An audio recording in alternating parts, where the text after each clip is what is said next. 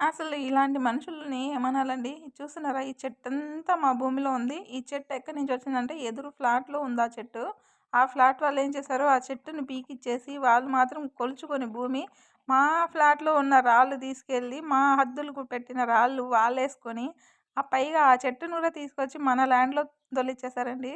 రూపాయి కష్టపడి 5 ఏండ్లు ప్రతి నెల ఆర్‌డీ కట్టి 5,000 ఆర్‌డీ కట్టి అవి సరిపోక నగలు కుదవపెట్టి, అది గూడా సరిపోక సేవింగ్స్‌లోంచి తీసి, అది గూడా సరిపోక కొంచెం అప్పు చేసి, మా ఆయన మా కోసం కష్టపడి కొన్న మొదటి ఆస్తి అండి ఈ భూమి. అలాంటి భూమి మీద మాకెంత ఆప్యాయత, అనురాగం ఉంటుంది చెప్పండి.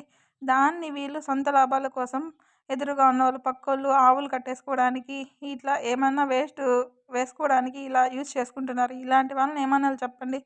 అది చూసాక ఎంత బాధేసిందంటే అంత బాధేసింది మనసుకి. మీరే చెప్పండి ఇలాంటి వాళ్ళని ఏం చేయాలో?